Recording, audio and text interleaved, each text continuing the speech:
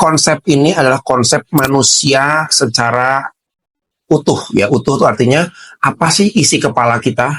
Kenapa ya si A kok berperilaku seperti ini? Kenapa si B berperilaku seperti ini gitu ya? Jadi kalau kita lihat ini seperti gunung es. Ini gunung yang nabrak Titanic, ditabrak Titanic ya. Jadi dia pikir cuman gunung kecil nih, ternyata bawahnya besar. Nah, sama. Dalam konsep kita ada dua. Satu masuk ke kesadaran, satu bawah sadar gitu kan ya. Nah, yang bisa kita lihat manusia itu perilakunya adalah yang di atas. Oh, ada orang yang rajin. Oh, ada orang yang males. Oh, ada orang yang mudah emosi. Oh, ada orang yang stabil. Itu semua adalah permukaan dari semua permasalahan di dalam. Nah, contoh ya. Apa sih isi dalam pikiran manusia? Semua manusia sama ya pada umumnya. Pertama, orang itu punya yang namanya ekspektasi. Punya harapan. Saya ingin menjadi seperti ini. Ada harapan semua orang. Ya, tapi tersembunyi di bawah tuh biasanya. Ya. Lalu yang kedua ada juga mindset. Mindset adalah pola berpikir. Kenapa ada orang yang pengen maju, ada orang yang puas dengan dirinya sendiri, begitu-begitu aja. Itu karena mindsetnya. Terus yang ketiga, yang lebih agak sulit itu adalah emosi. Karena emosi ini bentuknya energi.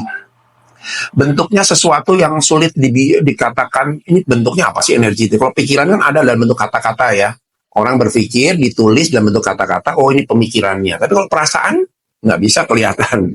Ada orang yang kadang-kadang ekspresif, nangis gitu ya, ada. Tapi ada orang yang sedih tapi nggak ekspresif, flat. Ya, wajahnya datar gitu, lalu sedih, lagi bergejolak emosinya. Ada yang begitu. Nah, itu ada emosi. Lalu, manusia juga ada pemahaman tentang diri sendiri, positif dan negatif. Jadi ada orang yang mungkin ya sejak kecil misalnya pernah disakiti misalnya, sehingga ketika dia dewasa, tumbuh dewasa, dia pun mencoba untuk menghindari relasi. Saya nggak ingin punya banyak teman, takutnya menyakiti. Saya nggak pengen ini, takutnya. Ada yang begitu ada, karena self-nya sudah mempunyai persepsi sendiri gitu ya. Lalu yang lebih dalam lagi ada yang meaning. Makna saya apa sih? Nah, makna biasanya didapatkan dari masa kecil, orang tua misalnya ya. Kalau orang tua bilang, nak, kita hidup harus kerja keras. Otomatis pada saat dia dewasa tumbuh ya kerja keras. Tapi ada orang tua yang cuek gitu ya, anaknya malas cuek, anaknya malas sekolah dia dibiarin aja. Jangan kaget ketika dewasa dia tumbuh jadi orang yang ya sudahlah, saya begini ya begini. Jadi ya tampilan di luar itu selalu muncul dari dalam. Lalu yang paling rumit dan susah dibangun adalah belief.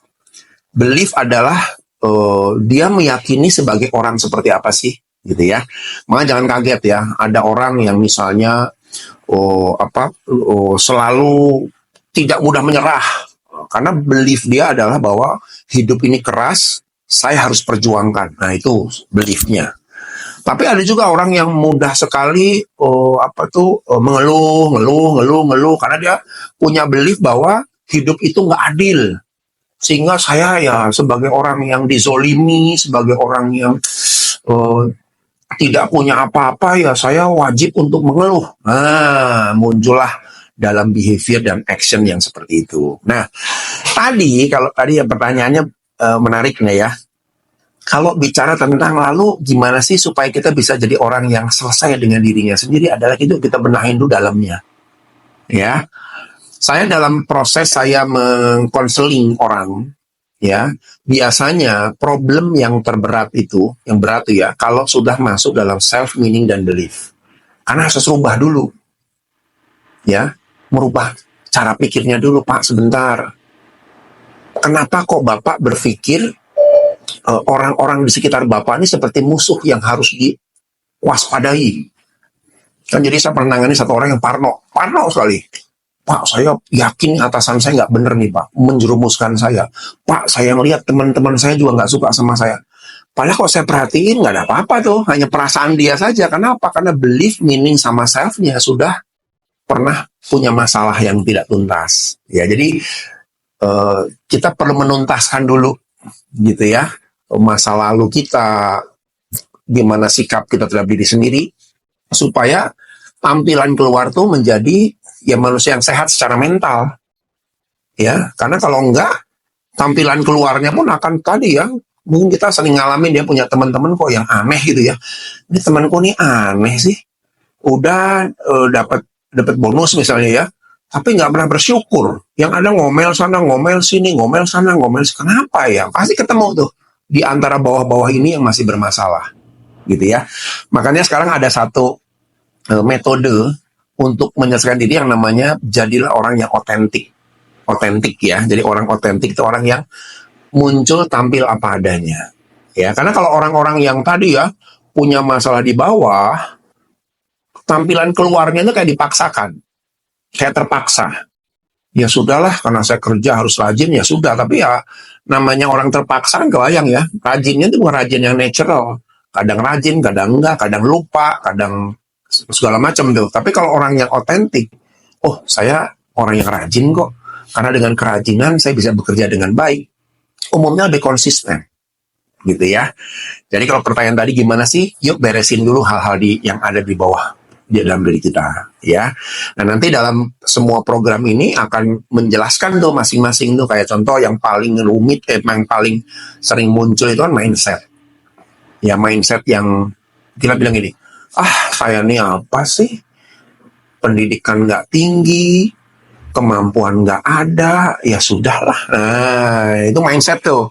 Jadi waktu kita mencetak pemikiran seperti itu ya jangan kaget. Tampilan keluarnya ya seperti itu. Kita punya anak buah yang ini anak dinasehatin kok kayaknya nggak mau denger, dikasih masukan kok ndablek gitu kan ya. Itu karena mindsetnya sudah salah duluan gitu kira-kira ya. Gitu ya Bu Febri tadi ya pertanyaan Dokter Febri ya. Ini yang harus kita benahin dulu, termasuk membenahi belief, meaning, self bawahan kita. Nanti ada tekniknya tuh, ada caranya tuh. Ya, jadi kalau Bapak Ibu dokter yang sering menghadapi bawahan yang aneh-aneh perilakunya, jangan cuma diomelin, jangan cuma dimarahin, jangan cuma dimusuhin, nggak pernah beres kalau cuma, karena itu hanya ngerubah di atasnya aja. Orang bisa berubah 1 hari 2 hari balik lagi karena apa? Beliefnya udah salah terus, selfnya salah menilai diri sendiri, meaning terhadap pekerjaan udah salah. Biasanya kita harus konseling, makanya ada teknik nanti ya, mungkin nanti yang ngajar itu HR dari salah satu direktur rumah sakit di Bandung. Ya sengaja saya undang beliau untuk pendalaman, gimana sih orang-orang yang bermasalah ini kita angkat pola pikirnya sehingga menjadi orang yang berubah.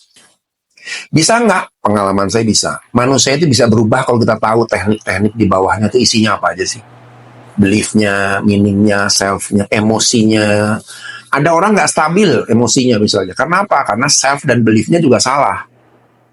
Ya, saya ngalamin orang-orang yang emosinya nggak stabil itu karena apa? Karena dia punya keyakinan bahwa emosi itu harus dikeluarkan kapan aja, seenaknya, nggak perlu mikir-mikir orang lah.